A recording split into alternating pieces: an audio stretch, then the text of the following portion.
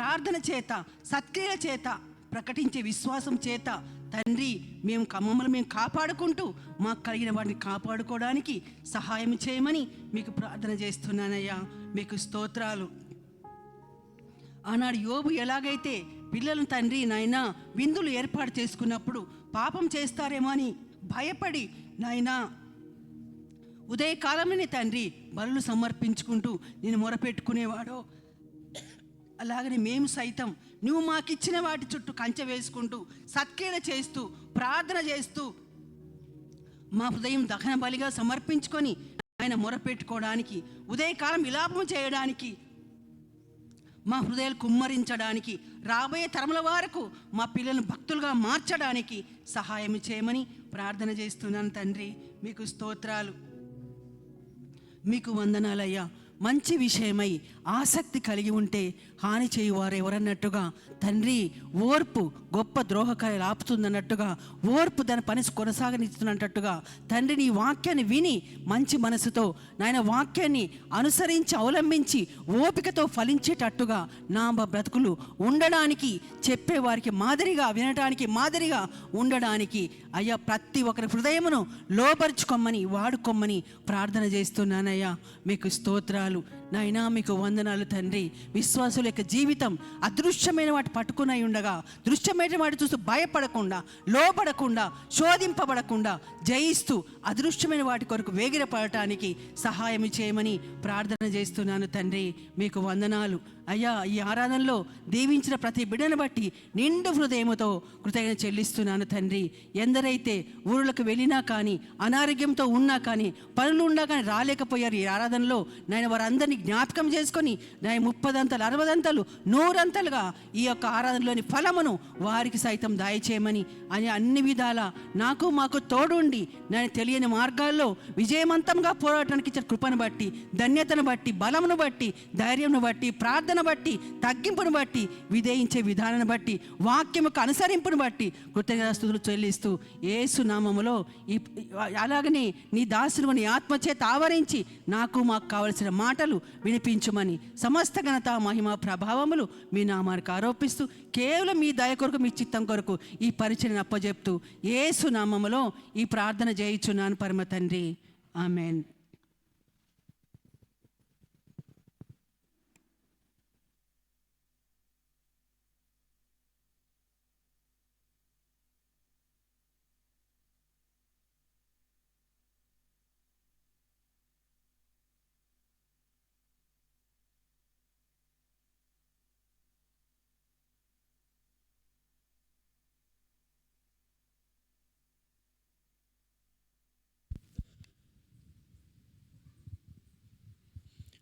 దేవుని పరిశుద్ధ నామమునకు మహిమ కలుగునుగాక. కూడి వచ్చిన మీ అందరికీ యొక్క ఆరాధన వేళ మీ అందరికీ ప్రత్యేకమైన వందనాలు. అందరు ప్రైజ్లాడు, అందరు ప్రైజ్లాడు. మీరు కూడా ఒకరికొకరు వందనాలు చెప్పుకోండి. దేవుని యొక్క మహాకృపలో ఈ నవంబర్ మాసంలో చివరి ఆదివారంలో దేవుడు పాల్పంపు పొందుకోవడానికి దేవుడు ఎంతో గొప్ప అవకాశాన్ని దేవుడు మనకు దయచేశాడు. అందుని బట్టి దేవునికి మహిమ కలుగునుగాక. మరి వచ్చే వారంలో బల్లారాధన ఉంటుంది కాబట్టి దాని కొరకు శుద్ధీకరణ ఆరాధన ఉంటుంది. దాని ముందు రోజు శనివారము శుద్ధీకరణ ఆరాధన ఉంటుంది. గమనించండి, శుక్రవారము ఉపవాస ఆరాధన క్రమంగా జరుగుతుంది. బుధవారం స్త్రీల కూడిక జరుగుతుంది. బల్లారాధనకు ముందు రోజు ఎవరైతే ఇళ్లలో పాల్పంపులు పొందుకోబోతూ ఉన్నారో దయచేసి గమనించండి. ఎవరైతే నీటి బాప్తిస్మం తీసుకుని, ముంచుడు బాప్తిస్మం తీసుకుని బల్లలో చేయి వేయాలని ఆశపడుతున్న వాళ్ళు ఆ ముందు రోజు మనం శుద్ధీకరించి ఆ పరిశుద్ధమైన బల్లలో చేయి వేయడానికి మరి శనివారము శుద్ధీకరణ ఆరాధన ఉంటుంది కనుక దయచేసి గమనించి ప్రతి ఒక్కరూ ఈ శుద్ధీకరణ ఆరాధనలో మరి పాల్పంపులు పొందుకోవాల్సిందిగా కోరుచున్నాం. ఎందుకంటే స్వయంగా ఆయన రక్తాన్ని, ఆయన శరీరాన్ని మనం తీసుకుపోతున్నాము కనుక మరి చివరి నెల కనుక తప్పకుండా ప్రతి ఒక్కరూ ఈ శుద్ధీకరణ ఆరాధనలో పాల్పంపు పొందుకోవడానికి మరి మీరు సిద్ధపడి రావాల్సిందిగా కోరుచున్నాం. ఫ్రైడే ఒకవేళ వచ్చేవాళ్ళు క్రమంగా రండి.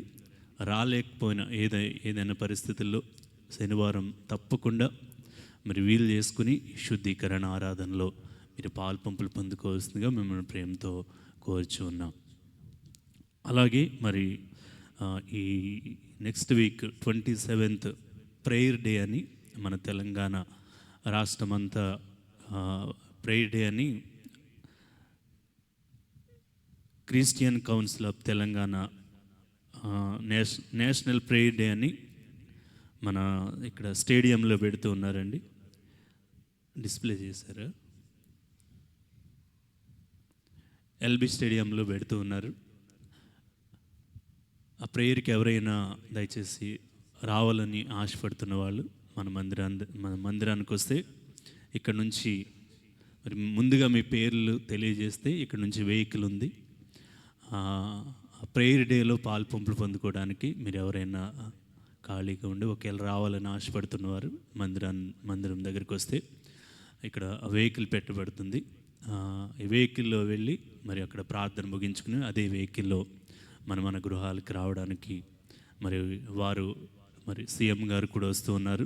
అనేక మంది దైవజనులు, మరి ముఖ్యంగా మోహన్ లాజరస్ గారని జీసస్ రీడీమ్స్ మినిస్ట్రీస్ అని దేవుని యొక్క దాసులు మరి ఆ దినం 27th మరి వాక్య సందేశాన్ని విత్తడానికి దేవుని యొక్క దాసులు వస్తూ ఉన్నారు. ఈ నేషనల్ ప్రేయర్ డే ఈ కార్యక్రమానికి మన సంఘాన్ని కూడా ఎవరైనా ప్రార్థనలో పాల్పంపులు పొందుకునేవారు మన యొక్క రాష్ట్రం అంతటి కొరకు, తెలుగు రాష్ట్రాల కొరకు ప్రార్థన చేయడానికి మనల్ని కూడా ఆహ్వానించారు. ఎవరైనా సిద్ధపడి ఇక్కడ కొంతమందికి వస్తే మీకు బస్ కూడా ఏర్పాటు చేశారు కనుక ఇది గమనించి మీరు మరి ప్రార్థనాపూర్వకంగా మరి ఈ యొక్క కూడికలో పాల్పంపులు పొందుకోవస్తుందిగా మేము ప్రేమతో కోరుచు ఉన్నాం.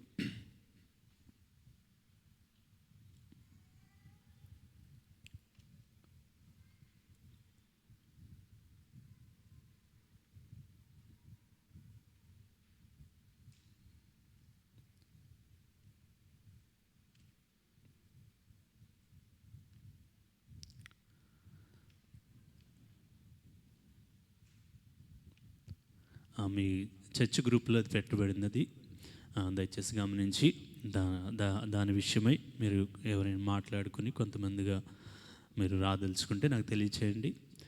మీ కొరకు వెహికల్ వారు ఏర్పాటు చేస్తూ ఉన్నారు. మనం వాక్య పరిచయంలోనికి వెళ్దామండి. గత వారం ఏం చెప్పుకున్నామండి?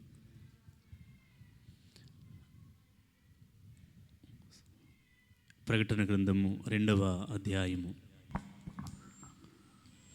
10వ వచనాన్ని పూర్ణ సంఘంతో దేవుడు మాట్లాడుచున్న మాట, మరణము వరకు నమ్మకముగా ఉండము, నేను నీకు జీవ కిరీటమును ఇచ్చేదను. అందరం చెప్దామండి ఈ మాట. మరణము వరకు నమ్మకముగా ఉండము, నేను నీకు జీవ కిరీటమునిచ్చేదను. నిజంగా ఒకసారి మనం ఆలోచన చేస్తే నమ్మకత్వం అనేది చాలా చాలా చాలా చాలా అవసరమైంది ఈ దినాలలో. ఇప్పుడు భార్య భర్తను నమ్మలేని దినాల్లో, భర్త భార్యను నమ్మలేని దినాల్లో మనం ఉన్నాం. అనేక కుటుంబాలు విచ్ఛిన్నమైపోవడానికి, అనేకల మధ్యలో ఫ్రెండ్షిప్ అనేది, ఆ స్నేహం అనేది లేకుండా పోవడానికి, మరి బంధుత్వ బాంధవ్యాల మధ్యలో ఈ యొక్క ఈ కొన్ని ప్రతికూలతలు రావడానికి గల కారణం మనకు మధ్య స్నేహితులు విడిపోవడానికి, రక్త సంబంధికుల మధ్యలో విడిపోవడానికి, ఆత్మీయులు విడిపోవడానికి, అన్నదమ్ములు విడిపోవడానికి, అక్క చెల్లెలు విడిపోవడానికి, ఆత్మీయులు విడిపోవడానికి గల కారణం ఏంటంటే నమ్మకత్వం లేకపోవడమే. ఒకరి పట్ల ఒకరు నమ్మకత్వం లేకపోవడం బట్టి ఈ అనేకమైన ప్రతికూలతలు కుటుంబాలలో కావచ్చు, సంఘాలలో కావచ్చు, ఇలాంటి ప్రతికూలతలు వస్తున్నాయంటే దానికి కారణం ఏంటంటే ఒకరి మధ్యలో ఒకరికి నమ్మకం లేకపోవడాన్ని బట్టి. అందుకే దేవుని యొక్క వాక్యం సెలవిస్తుంది ఏంటంటే అక్కడ రాయబడి ఉన్న మాట ఏంటంటే మరణము వరకు నమ్మకముగా ఉండము, నేను నీకు జీవ కిరీటమును ఇస్తానంటూ ఉన్నాడు. దేవునికి మహిమ కలుగునగాక. నిజంగా ఆ నమ్మకత్వం అనేది, ఆ బాండింగ్ అనేది మన మధ్యలో ఉంటే భార్య భర్తల మధ్యలో సంతోషం ఉంటుంది, అన్నదమ్ముల మధ్యలో సంతోషం ఉంటుంది, ఆత్మీయుల మధ్యలో కూడా సంతోషం ఉంటుంది. ఈ నమ్మకత్వం లేని పరిస్థితులే, ఒకరికొకరు నమ్ముకోలేని పరిస్థితులు ఉండబట్టే మనము మన ఆత్మీయులకు దూరం అయిపోతూ ఉన్నాం, దేవుని యొక్క ప్రసన్నతకి, దేవుని యొక్క మహిమకు దూరం అయిపోతూ ఉన్నాం. అందుకంటే ముఖ్యంగా మన సాతానికి దగ్గర అయిపోతూ ఉన్నాం. ఒకరినొకరు నమ్ముకోలేని పరిస్థితులు, భార్య భర్తను నమ్మలేని పరిస్థితులు, భర్త భార్యను నమ్మలేని పరిస్థితులను బట్టి మన యొక్క ఆత్మీయ స్థితి ఏమైపోతుందంటే రోజు రోజుకి ఏదో ప్రార్థనలో పాల్పొంపులు పొందుకుంటున్నాం, ఏదో అందరూ కొంతమంది మరి రాకపోతే బాగోదనే పరిస్థితుల్లో కొంతమంది ఇలా వస్తూ ఉన్నారు. అది కాదు, అందుకే అంటూ ఉన్నాడు, మరణము వరకు నమ్మకముగా ఉండాలి, అప్పుడే నీకు దేవుడిచ్చే అద్భుతమైన బహుమానము దేవుడు మనకు దయచేయబోతూ ఉన్నాడు. దేవుని మహిమ కలుగునగాక. ఇలాంటి ప్రతికూల పరిస్థితుల్లో ఈ నమ్మకత్వం ఎప్పుడైతే మనం కోల్పోతామో మన కుటుంబంలోనికి సాతానుగాడు ప్రవేశించి అనేకమైన గలిబిలి సృష్టి చేస్తూ ఉంటాడు. మనం చూసుకున్నాం, మొట్టమొదటి మాట ఏంటండి, పోయిన ఆదివారం మనం చూసుకున్న మాట, మొట్టమొదటి మాట అంటే నమ్మకముగా ఉండాలి. ఏ ఏ పరిస్థితుల్లో మనం నమ్మకముగా ఉండాలి? మొట్టమొదటి మాట చెప్పండి. శ్రమలలో నమ్మకముగా ఉండాలి. దేవునికి స్తోత్రం చెప్దాం, అందరం చెప్దామండి. శ్రమలలో నమ్మకముగా ఉండాలి. యోబు గారి గురించి మనం నేర్చుకున్నాం. ఎలాంటి శ్రమలు వచ్చినా, ఎలాంటి ప్రతికూలతలు వచ్చినా, ఏ పరిస్థితులు మనకు ఎలా వ్యతిరేకముగా మారిపోయినప్పటికీ యోబు గారు ఎలా అయితే నమ్మకత్వాన్ని కనుపరిచి అలా నిలబడిపోయారో, ఎప్పుడు వరకండి? మరణము వరకు. దేవునికి మహిమ కలుగునుగాక. తన భార్య కూడా వచ్చి ఇంకెందుకు దేవుని దూషించి చనిపోరాదు, తన సొంత కట్టుకున్న భార్య చెప్తూ ఉంది. లేదు, ఆయన అంటూ ఉన్నాడు, యెహోవా ఇచ్చాడు, యెహోవా తీసుకున్నాడు. దేవుని నామానికి మహిమ కురీపుగా ఉన్నాడు. తన కుమారులు, తన ప్రేమించే కుమార్తెలు చనిపోయారు, తన ఆస్తి అంతా పోయింది, తన శరీరం క్షీణించిపోయింది, కురూపిగా ఉన్నాడు. అలాంటి పరిస్థితుల్లో కూడా దేవుణ్ణి ఎంత మాత్రం విడిచిపెట్టడం లేదు. దేవునికి మహిమ కలుగునగాక. శ్రమల్లో కూడా నమ్మకత్వాన్ని కనుపరిచాడు. అందుకే ఎలాంటి శ్రమలు వచ్చినా మనం పడిపోకూడదని దేవుడు, పరిశుద్ధాత్మ దేవుడు ఆనాడు పూర్ణ సంఘముతో మాట్లాడిన దేవుడు ఈ దినం మన క్రీస్తు జ్ఞాన మందిరంలో ప్రతి విశ్వాసితో పరిశుద్ధాత్మ దేవుడు మాట్లాడుతున్నాడు. ఏ పరిస్థితులు వచ్చినప్పటికీ దేవుని యందు నమ్మకత్వాన్ని మనం కోల్పోకుండా ఉందుముగాక. ఆమేన్, హల్లెలూయ. రెండవ మాట ఏంటండి? చిన్న చిన్న విషయాల్లో కూడా మనము నమ్మకముగా ఉండాలి. దేవుడు తలాంతులు ఇస్తాడు. ఒక వ్యక్తికి 5 తలాంతులు ఇచ్చాడు, ఒక వ్యక్తికి 2 తలాంతులు ఇచ్చాడు, ఒక వ్యక్తికి 1 తలాంతు ఇచ్చాడు. మనం చెప్పుకున్నాం గత వారం. దేవుడు వచ్చినప్పుడు కూడా ఆయన మనతో చెప్పే మాట ఏంటంటే, బలా నమ్మకమైన మంచి దాసుడా, బలా నమ్మకమైన మంచి దాసురాలా అంటాడు. దేవునికి స్తోత్రం చెప్దామండి. హల్లెలూయా, హల్లెలూయా. ఒక మంచి స్తోత్రం చెప్దాం. హల్లెలూయా. మరణము వరకు నమ్మకముగా ఉండాలి. 2 విషయాలు మనం చెప్పుకున్నాం. మూడో విషయం ఏంటంటే, మందిర పని చేయుటలో నమ్మకాన్ని కలిగి ఉండాలి. అందరం చెప్దామండి. దేవుని మందిర పని చేయడంలో నమ్మకముగా ఉండాలి. దేవుని పని చేయడంలో, దేవుని మందిర పని చేయడంలో నమ్మకముగా ఉండాలి. దేవునికి మహిమ కలుగునుగాక. బిగ్గరగా స్తోత్రం చెప్దాం కదా, గట్టిగా దేవుని స్తోత్రం చెప్దాం. హల్లెలూయా, హల్లెలూయా. వాక్యం చేయగలేదు, నిద్రలోకి వెళ్ళిపోయారు చాలామంది. వాళ్ళ గురించి ఒక బిగ్గరగా స్తోత్రం చెప్పండి. మీకు కూడా ఇష్టం లేదు వాళ్ళు ఎవడు. హల్లెలూయా. ఒక ఆయన ప్లేసులు మారుస్తున్నాడు కానీ నిద్ర మారడం లేదు. దేవునికి స్తోత్రం చెప్దాం. హల్లెలూయా. ప్లేస్ మారితే ఏం చేయాలి? నిద్రను కంట్రోల్ చేసుకుని ముఖం కడుక్కొని చక్కగా ఇనేదే వారానికి ఒక రోజు దేవుని వాక్యం వింటాం. ఆ వాక్యం కూడా ఒక ఆయన అంటున్నాడు, నాకు అసలు ఇంట్లో నిద్ర పట్టదండి, ఎక్కడికి వెళ్ళినా నిద్ర పట్టదండి. ఎక్కడ నిద్ర పడుద్ది? మందిరంలోనే. అది కూడా ఇప్పుడు వాక్యం పక్కన పెట్టండి, పాటలు పాడి ఇన్ని డ్రమ్స్ కొడుతున్నారు, ఇంత కీబోర్డు, ఎంత పెద్ద సౌండ్లో కూడా లాలీ ఇంత పెద్ద సౌండ్ వస్తుంది. అందుకే చప్పట్లు కొడుతూ దేవుని నామాన్ని మహింపరుస్తుంటే ఆ మొత్తంతా పోతుంది. దేవుని మహిమ కలుగును గాక. చక్కగా దేవుని వినేదే ఒక గంట, దేవుని యొక్క పరిశుద్ధమైన మాటలు ఒక గంట. ఈ గంట మెసేజ్ కూడా వారమంతా సిద్ధపరిచి ఆహారాలు మాని మేము సిద్ధపడి. ఒక ఆయన అంటున్నాడు, అయ్యగారి పక్క ఆయన గురకు పెట్టేస్తున్నాడు, నాకు కూడా నిద్ర వచ్చే గురకు పెట్టేస్తున్నాడు. అలాంటి వాళ్ళు కొంచెం మనం ఏం చేయాలంటే ఈ టచింగ్ చేయాలి. ఏంటి? కొంచెం ఇలా అనుకోవాలి. అంటే లైట్గా మనం ఏం చేయాలంటే హల్లెలూయా అనుకోండి, కొంచెం మెలకు వస్తుంది అన్నమాట. స్తోత్రం చెప్తాను. హల్లెలూయా. మరి అందుకే అసలు స్తోత్రం చెప్పిస్తున్నామంటే మీరు గమనించారు, స్తోత్రం ఎప్పుడైతే వస్తుందో ఎవరో ఎక్కడో ఏదో జరుగుతుందని మీరు గుర్తుపట్టాలి. హల్లెలూయా. స్తోత్రం చెప్తాం. నిద్రపోయినప్పుడు మా వాళ్ళు చెప్తున్నాను, ఇలా హల్లెలూయా నేను చెప్తాను కదా, ఒకసారి టచ్ చేసి ఇలా గట్టిగా ఇలా రండి.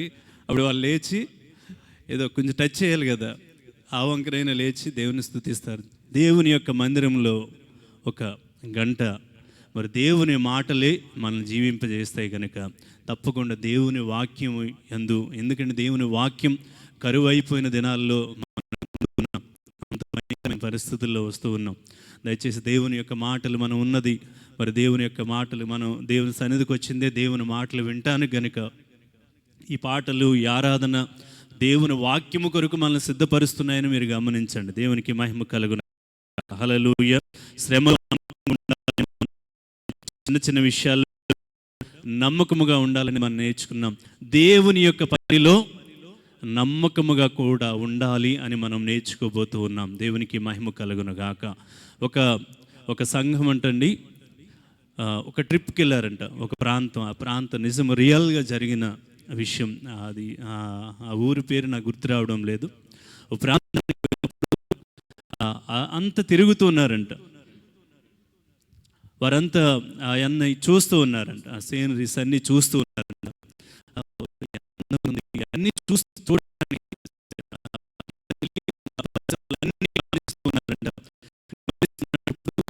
ఒక వ్యక్తి పొలంలో నాగలి దున్నుతున్నాడంట. ఒక ప్రక్కన ఎద్దు ఉందంటే, ఒక ప్రక్కన ఇంకొక ఎద్దు బదులు ఈ వ్యక్తి ఏం చేస్తూ ఉన్నాడంటే ఆ నాగలి ఈ వ్యక్తి మోసుకుంటూ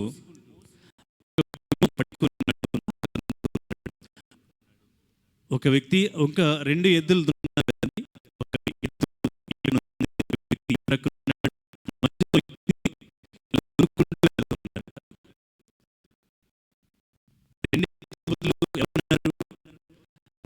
ఉన్నాడు.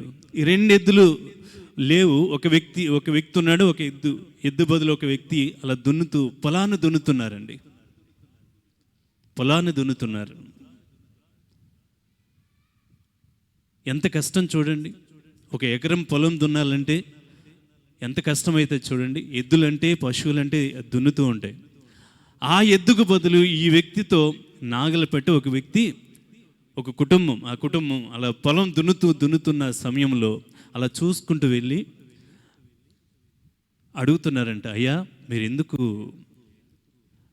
ఎద్దుకు బదులు మీరు దున్నుతున్నారు, మీరు మోస్తున్నారు, కాడి మీరు మోస్తూ ఉన్నారు, దానికి కారణం ఏంటంటే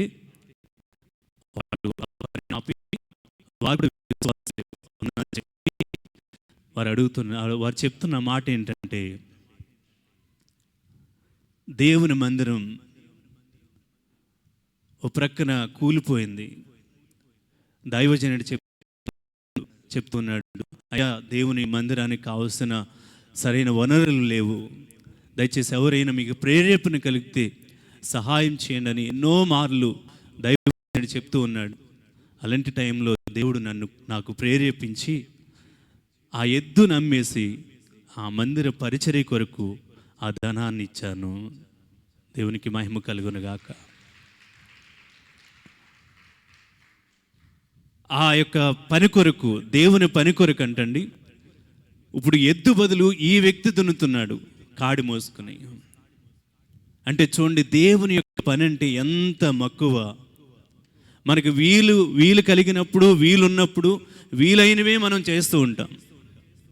చూడండి, ఆ ఎద్దు లేకపోతే తను తినడానికి ఆహారం లేదు. ఆ ఎద్దుకు బదులు తన కాడిని మోసుకుంటూ ఆ పొలాన్ని దున్నుతున్నాడు. ఒకసారి ఆలోచించండి, దేని కొరకంటే దేవుని యొక్క పరిచర్య నిమిత్తం. దేవునికి బిగ్గరగా స్తోత్రం చెప్దామండి. హల్లెలూయా. ఎంత గొప్ప సాక్ష్యం అండి. ఆ ఎద్దుకు బదులు ఈ వ్యక్తి ఆ శ్రమను అనుభవిస్తూ ఉన్నాడు. దేని కొరకు తెలుసండి? దేవుని పని, దేవుని పని, దేవుని పని అక్కడ కొనసాగించబడడానికి. ఎంత ఆసక్తి అండి. నిజంగా బైబిల్ గ్రంథంలో ఒక 2వ దినవృత్తాంతాల గ్రంథంలో ఒక మాట ఉంటుంది చూడండి. 34వ అధ్యాయము 12వ వచనములో ఒక అద్భుతమైన మాట రాయబడి ఉంది. చూడండి, మందిర పని చేయట్లో మన నమ్మకముగా ఉండాలనే విషయాన్ని మనం చూస్తూ ఉన్నాం. చూడండి, 34వ అధ్యాయము 12వ వచనం, 2వ దినవృత్తాంతాల గ్రంథము. అతడు శ్రమలో ఉన్నప్పుడు తన దేవుడిని యెహోవాను బతిమాలుకుని తన పితరుల దేవుని సన్నిధిని తన్ను తాను బహుగా తగ్గించుకుని ఆయనకు మొరలిడగా ఆయన అతని విన్నపములను ఆలకించి యెరూషలేమునకు అతని రాజ్యములోనికి అతని తిరిగి తీసుకుని వచ్చినప్పుడు యెహోవా దేవుడై ఉన్నాడని మనషే తెలుసుకొనెను. 2వ దినవృత్తాంతాల గ్రంథమేనా? ఆ మనుష్యులు ఆ పని 2వ దినవృత్తాంతాల గ్రంథం 34:12. ఆ మనుష్యులు ఆ పనిని నమ్మకముగా చేసిరి. వారి మీద పై విచారణకర్తలు ఎవరనగా మేరారీయులైన లేవీయులకు యహాతు ఓబద్యా అనువారును పని నడిపించుటకు ఏర్పడిన కహాతీయులకు జకరియా మెషుల్లాము అనువారును లేవీయులలో వాద్య ప్రవీణులైన వారు వారితో కూడా ఉండిరి. దేవునికి స్తోత్రం చెప్దాం. హల్లెలూయా, హల్లెలూయా. ఆ మనుష్యులు ఆ పనిని నమ్మకముగా చేసిరి. చూడండి, యెషయా కాలంలో ఆయన పరిపాలిస్తున్న 18వ సంవత్సరంలో అంటే దేశాన్ని చూడండి పరిశుద్ధపరిచి, యెషయా దేశాన్ని పరిశుద్ధపరిచి అంటండి. చూడండి, తన దేవుడైన యెహోవా యొక్క ఆలయాన్ని బాగు చేయడానికి కొంతమందిని పంపించి వారు దేవుని పనిలో ఎంతో నమ్మకస్తులుగా ఉన్నారంట. ఆ యొక్క దేశాన్ని అంతటిని పరిశుద్ధపరిచి యెషయా కాలంలో కొంతమందిని దేవుని యొక్క ఆ యొక్క కూలబడిన మందిర పని, ఆలయ పని నిమిత్తం సమకూర్చి అక్కడికి పంపించి ఆ మందిరాన్ని కన్స్ట్రక్ట్ చేస్తున్నప్పుడు అంటండి, అందుకే ఆ మాట రాయబడి ఉంది. ఏమని రాయబడి ఉందంటే, ఆ మనుషులు ఆ పనిని నమ్మకముగా కొనసాగించారంటే ఏ పనిని?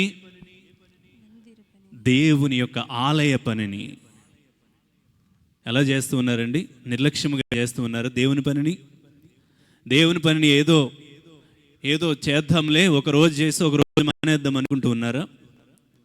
అందుకే ఇక్కడ క్లియర్గా రాయబడి ఉంది, యెషయా ఆ యొక్క మందిర పరిచర్యను జరిగించడానికి కొంతమంది మనుషులను పంపించినప్పుడు ఆ మనుషులు ఆ పనిని నమ్మకముగా కొనసాగించారంట. దేవుడు మనకు ఒక పని అప్పగించినప్పుడు దేవుని మందిర పని చాలా నమ్మకముగా చేయాలి. మన శక్తి కొలది చేయాలి, మన బలము కొలది చేయాలి.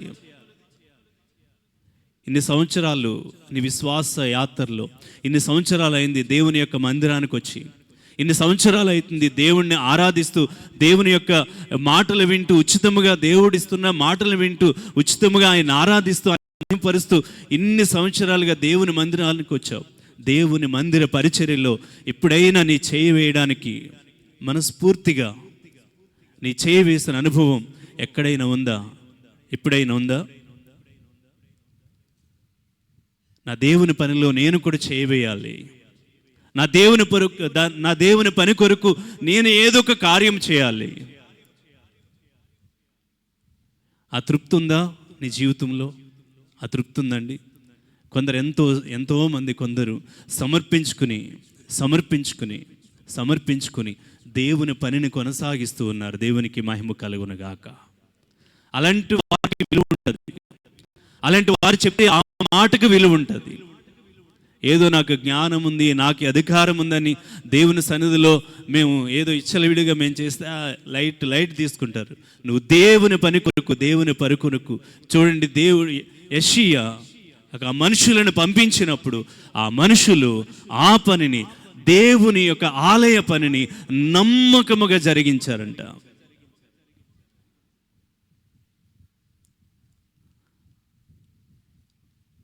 ఒకసారి ఆలోచన చేయండి. మన ఇంటి పని మనం ఎలా చేసుకుంటాం? మనం చేస్తాం, మన భర్తతో చేపిస్తాం, భార్యతో చేపిస్తాం, బిడ్డలతో చేపిస్తాం. మరి దేవుని పని, దేవుని మందిర పని, దేవుని యొక్క ఆలయ పని, దేవుడు మనం చెప్పుకుంటాం, సాక్ష్యంతో చెప్పేసుకుంటాం, దేవుడు ఈ ప్రాంతానికి మందిరాన్ని నడిపించాడు, ఈ యొక్క సేవకులను నడిపించాడు, అదని చెప్పుకుంటాం. నడిపించాడు, మంచిదే. మందిరాన్ని ఒక పరిశుద్ధమైన స్థలాన్ని దేవుడు మనకిచ్చాడు, మంచిదే. మరి ఇచ్చినప్పుడు ఆ యొక్క మందిర పని, క్రిస్మస్ వస్తూ ఉంది, ఎంత పని ఉంటుంది, ఒకసారి ఆలోచన చేయండి. నేను ఇన్ని సంవత్సరాల నుంచి మేము చూస్తూ ఉన్నాము, చేసేవాళ్ళు చేస్తున్నారు తప్ప చాలామంది ఇది మాకు అవసరం లేదండి. మనం ఏమనుకుంటున్నామంటే సంఘం అంటే శరీరానికి సాదృశ్యము. దేవునికి స్తోత్రం చెప్దామండి. సంఘం అంటే శరీరానికి సాదృశ్యం. ఈ చేతి పని ఈ చేయి చేయాలి, ఈ నోటు పని ఈ నోరు చేయాలి, ఈ ముక్కు పని ముక్కు చేస్తుంది, ఈ చెవి పని చెవులు చేస్తూ ఉన్నాయి, కాళ్ళు పని కాళ్ళు చేస్తూ ఉన్నాయి. అలాగే దేవుడు ఏదో ఒక పని ఇస్తాడు మనకి తప్పకుండా. ఏదో ఇక్కడికి వచ్చి కాలు మీద కాలు వేసుకుని బుగ్గ మీద చేసుకుని ఇది కూర్చుని మనం ఏదో వెళ్ళిపోవడం కాదు, ఇది కాదు. నాకు ఇది ఇచ్చాడు కాబట్టి ఇదే లేదండి. మన తలాంతులను రెట్టింపు చేసుకోవడానికి దేవుడు అవకాశం ఇవ్వబోతున్నాడు. దేవునికి మహిమ కలుగునగాక. హల్లెలూయా. దావీదు ఒక ఆరాధకుడిగా, ఒక ఇన్స్ట్రుమెంటల్ ప్లేయర్గా అక్కడే ఉంటే నేను ఇంతే అనుకుంటే ఇంతే అయ్యేవాడేమో. నేను గొర్రెలు కాచుకున్న నా స్థితి ఇంతే అంటే అక్కడే ఉండేవాడేమో. దేవుడు దావీదును ఎందుకు అంచులంచులుగా ఆశీర్వదించి ఒక సింహాసనం మీద కూర్చుండబెట్టాడంటే దానికి కారణం ఏంటి? ఒకసారి ఆలోచించేయండి. యెషయా ఆ మనుషులను పంపించినప్పుడు దేవుని యొక్క పనిని ఎలా చేశారంటండి? ఆ పనిని నమ్మకముగా జరిగించారంట. దేవుడు ఆశీర్వదించాడండి. దేవుడు ఆశీర్వదించాలండి. దేవుడు ఆశీర్వదించి హెచ్చిస్తే అది దేవుని యొక్క ఆశీర్వాదముగా మనం గుర్తించాలి. అధికారాన్ని బట్టి ఏదో బ్యాక్గ్రౌండ్ని బట్టి దాని గురించి అది హెచ్చింపు కాదు. ఒకసారి ఆలోచించేయండి. అందుకే దీనులను దేవుడు ఏం చేస్తాడంటండి? పెంట కుప్పల మీద నుంచి లేపి ఆయన ఏం చేస్తాడంటండి? సింహాసనం మీద కూర్చుండబెడతాడంటే. ఎందుకంటే వారికి ఆశ. అందుకే దేవుని యొక్క సన్నిధానంలో ఒకసారి మనం ఆలోచన చేస్తే దేవుడే స్వయంగా మన మధ్య దిగి వస్తే, దేవుడే మన స్వయంగా వచ్చి ప్రత్యక్షత కనుపరిస్తే ఎలా ఉంటుందో, దేవుని యొక్క మందిర పని విషయంలో కూడా అలా మనం అలా మనం యథార్థముగా మనం ఉండాలి. దేవునికి మహిమ కలుగునుగాక. ఆయన వచ్చినప్పుడు ఎలా సాష్టంగా పడతాం, ఆయన దర్శించినప్పుడు ఎలా మన హృదయం ఎలా అయిపోతుంది, మన స్థితి ఎలా మారిపోతుంది. ఆయన ప్రత్యక్షత కలిగింది అనుకోండి, మనం ఎలా ఉంటాం చూడండి, ఎలా ఉండగలుగుతాం ఒకసారి ఆలోచన చేయండి. చాలామంది ఏంటంటే నాది కాదన్నట్టు, నాది పట్టనట్టుగా నీ గృహంలో నువ్వు ఎలా ఉంటూ మన మందిరం, ఇది నా మందిరం అని చెప్పండి. నా మందిరం, ఇది నాది. ఇంత స్వాతంత్రం మనం క్రియేట్ చేసుకోవాలి. నా ఆత్మీయులు, నా అన్నలు, నా అక్కలు, నా తల్లిదండ్రులు, ఇలాంటి బంధములకు మనం వెళ్ళాలి.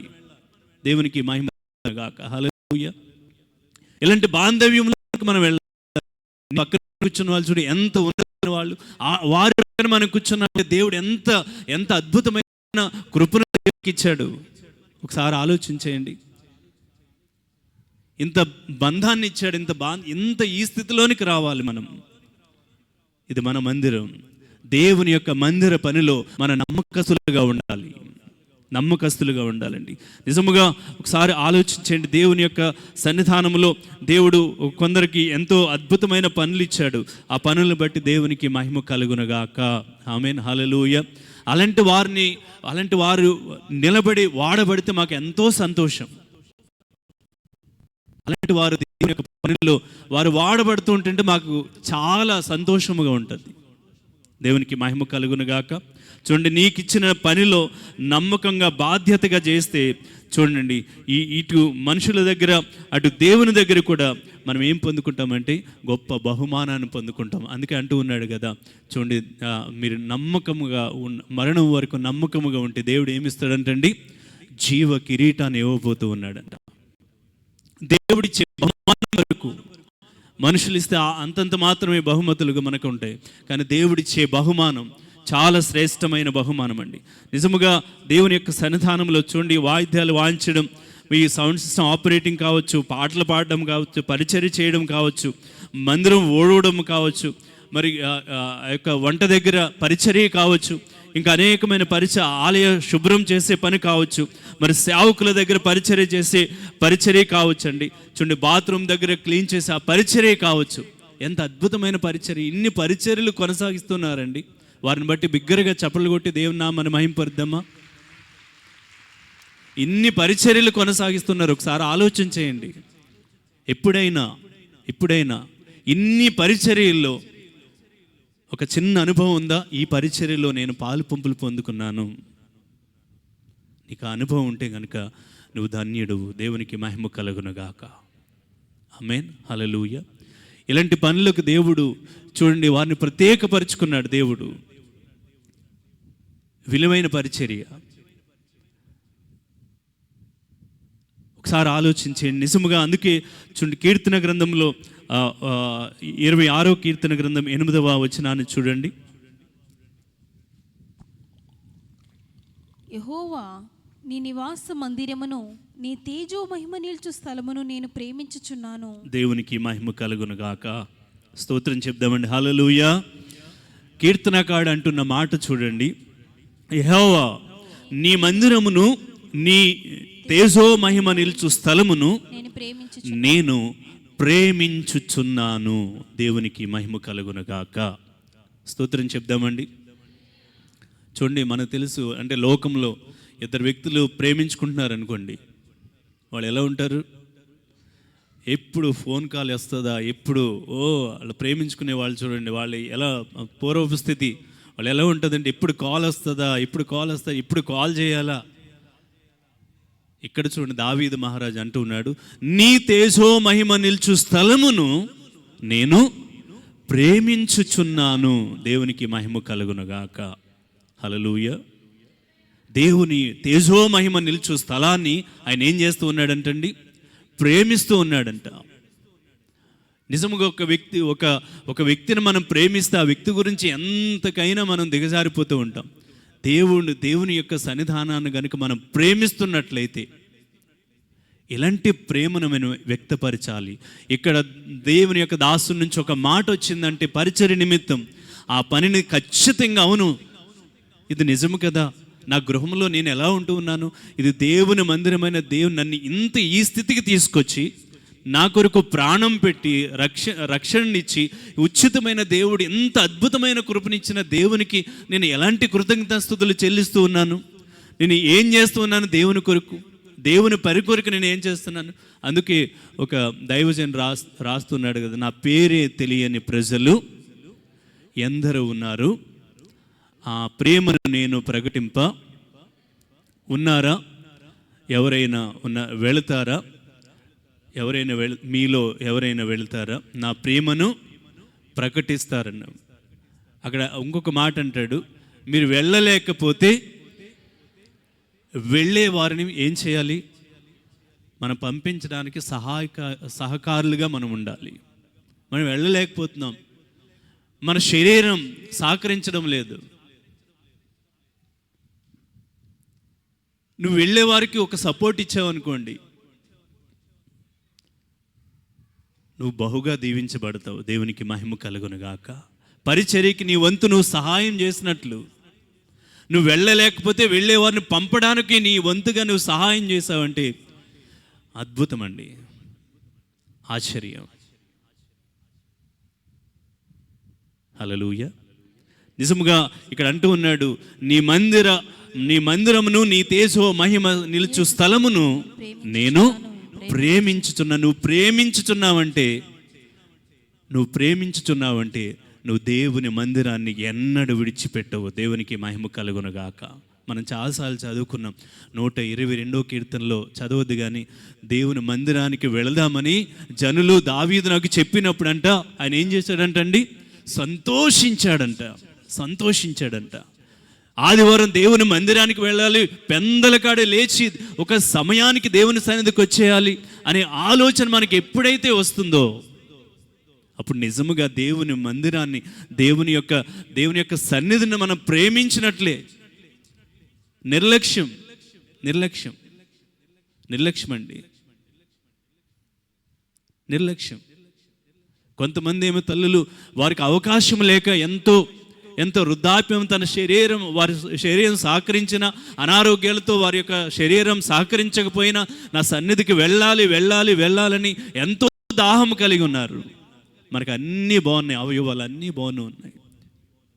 మనం వెళ్ళడానికి సమయానికి దేవుని సన్నిధికి నువ్వు ప్రేమిస్తే గనుక, చూడండి, ఒక ప్రేమికుడు ఉన్నాడు అనుకోండి, ఒక ప్రేమికురాలు ఉన్నాడు అనుకోండి, పలానా చోట ఈ టైంకి రావాలి.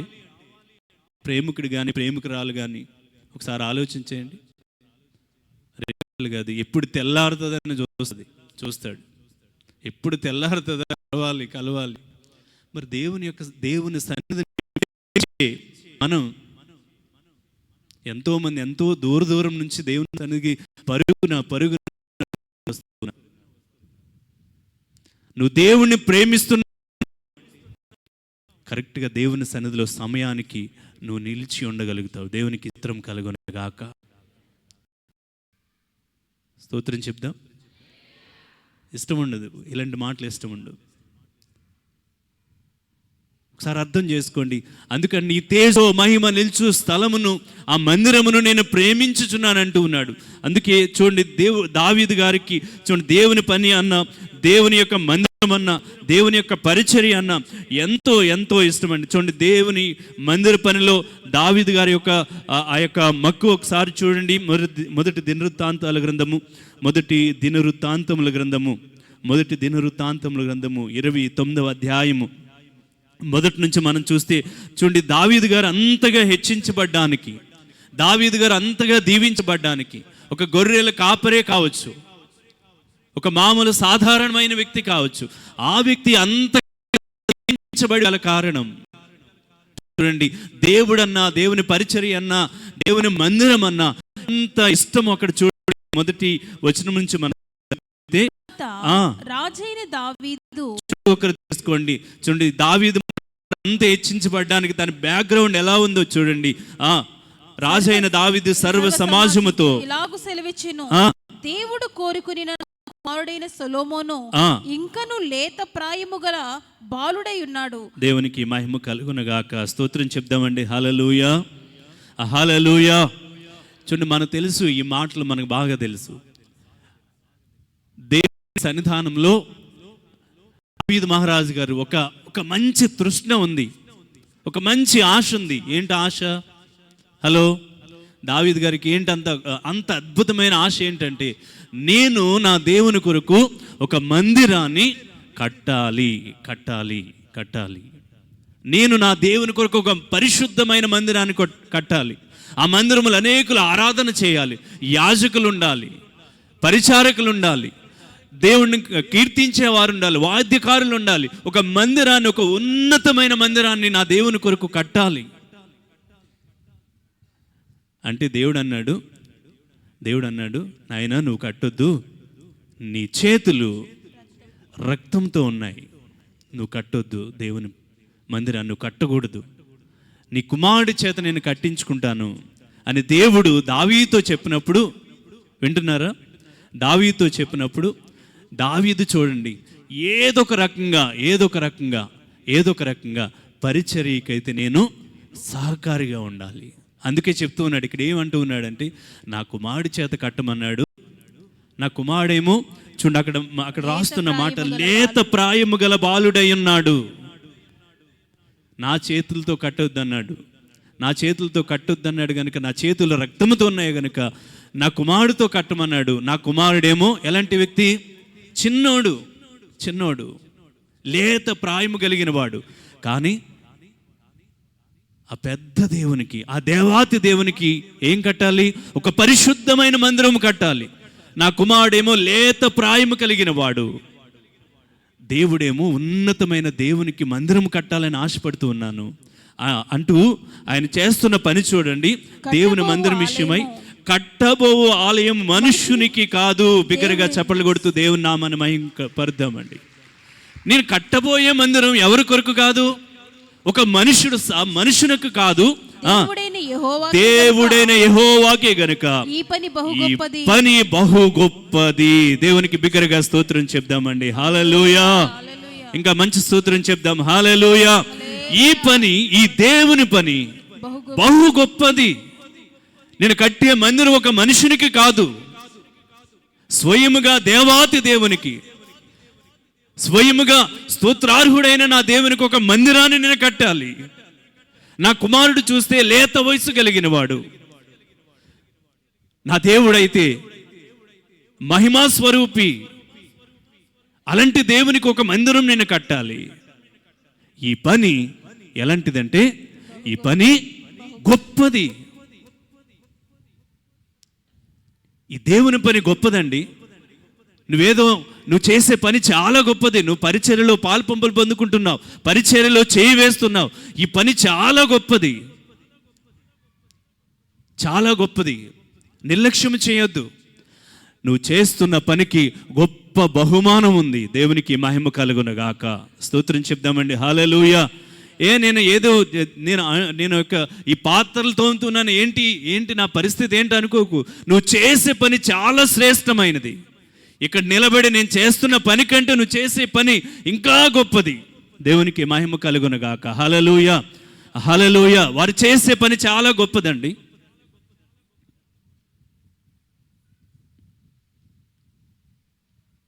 చాలా గొప్పది. అందుకే దావీదు మహారాజు ఏమంటూ ఉన్నాడంటే, యెహోవాకే, దేవుడైన యెహోవాకే గనుక ఈ పని బహు గొప్పది. ఈ దేవుని పని బహు గొప్పది. అలాంటి గొప్ప పనిలో నువ్వు పాల్పంపులు పొందుకోవాలి. తమ్ముడు, నువ్వు చేస్తున్న పని చాలా గొప్పది. ఇన్స్ట్రుమెంట్లు ప్లే చేయడం చాలా గొప్ప పని. ఏదో చిన్న పని కాదు. ఏదో మనం ఇష్టం వచ్చినట్టు పాడడానికి ఉండదు. ఒక శృతి, లయ, రాగం ఉంటుంది. చాలా గొప్ప పని అది. నిన్న నా కొడుకు అన్నాడు, చాలామంది బయటికి వెళ్తున్నారు డాడీ, నాకు రావాలని ఉంది అన్నాడు హాస్టల్ నుంచి. నాకేం గుర్తుకొచ్చిందంటే, సండే ఆరాధన గుర్తుకొచ్చింది. దేవునికి మహిమ కలుగును గాక. ఏంట్రా బాబు, నువ్వు అంత అస్తమాటు వస్తూ ఉంటే నాకు అటు అయిపోతూ ఉంది. కానీ తెల్లారితే ఏముందంటే ఆదివారం ఉంది. సరే వచ్చేసాయని చెప్పాను. దేవునికి మహిమ కలుగును గాక. ఎందుకంటే ఈ దేవుని పని ఎలాంటిది తెలుసండి? బహు గొప్ప పని. దానికి ఒక ప్రతిఫలం ఉంది. చాలామంది స్వచ్ఛందంగా వచ్చి వారు నేను ఏం చేయాలని అడుగుతున్నారు. వారిని బట్టి దేవునికి మహిమ కలుగును గాక. హల్లెలూయా. ఏ పనైనా నువ్వు చిన్న పని చేయి, దానికి దేవుడు గొప్ప బహుమానాన్ని, పెద్ద బహుమానాన్ని దేవుడు ఇవ్వబోతూ ఉన్నాడు. నువ్వు గిరిగుచ్చుకోకు, నాకు ఇదే పని అనుకు.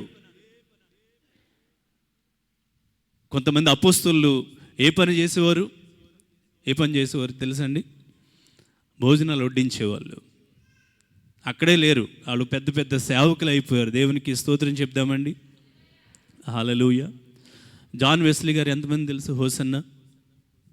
హలో. ఆయన కాల్ షీట్ కొరకు, అంటే ఆయన ఒక మీటింగ్కి ఆహ్వానించాలంటే మనం ఇప్పుడు 5-6 సంవత్సరాల నుంచి ప్రయత్నం చేస్తున్నాం ఆయన పిలవడానికి, ఆయన వాక్యం చెప్పడానికి. ఆయన్ని పిలవడానికి కాల్ షీట్ లేవు, దొరకడం లేదు. ఆయన ఏం చేసేవాడు తెలుసండి? పరిచర్యలో ఏం చేసేవాడు? చాలామంది తెలుసు. ఏం చేసేవాడు ఆయన? జాన్ వెస్లీ గారు ఏం చేసేవారండి? ఆయన కీబోర్డ్ ప్లే చేసేవాడు. జాన్ వెస్లీ గారు ఇప్పుడు ఎంత పెద్ద దైవజనుడు అయిపోయారు. ఆయనకి ఒక డేట్ ఇవ్వండి అయ్యగారు అంటానికి 2 సంవత్సరాల ముందే బుక్ చేసుకోవాలి. పరిచర్య చూడండి, అక్కడే మనం ఉండడానికి దేవుడు ఇష్టపడడం లేదు. నీ తలాంతులను రెట్టింపు చేసుకోవాలని దేవుడు ఇష్టపడుతూ ఉన్నాడు. అర్థం చేసుకోండి. నువ్వు అక్కడే ఉండడానికి ఇష్టపడడం లేదు. నీ స్థితిని బట్టి దేవుడు అంచెల ఇస్సాకు ఆ స్థలమందు విత్తనము వేసిన వాడే ఆయన ఎలా వర్ధిల్లాడంటండి? క్రమక్రమంగా ఆశీర్వదించబడ్డారంట. నిన్ను అలా క్రమక్రమంగా దేవుడు హెచ్చించడానికి నా దేవుడు ఇష్టపడుతూ ఉన్నాడు. విజయవాడలో పరిచర్య చేస్తున్న రమేష్ గారు, హొసన్న మినిస్ట్రీస్, రమేష్ గారు ఆయన ఏం చేసేవాడు తెలుసండి? హలో. ఆయన ఏసన్న గారు ఉన్నప్పుడు ఆయన ఏం చేసేవారంటే తబలా ప్లే చేసేవారు. దేవునికి మహిమ కలుగునగాక. ఆయన గొప్ప దైవజనుడిగా మార్చబడ్డారు. దేవునికి మహిమ కలుగునగాక. హల్లెలూయా. మా సందీప్ ఉన్నాడు కదా, వాడిని లాస్ట్ ఇయర్ ఏలూరు జ్యోతిరాజు గారు, ఎంతమంది తెలుసు? జ్యోతిరాజు గారు ప్రతి ఇయర్ కీబోర్డు తబలా క్లాసులు పెడుతూ ఉంటారు.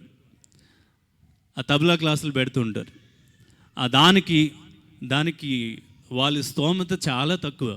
యేసుబాబు కావచ్చు, పావని కావచ్చు, వాళ్ళ పరిచర్య, వారి విధానం, వారి ప్రార్థనా జీవితం మనందరూ తెలుసు.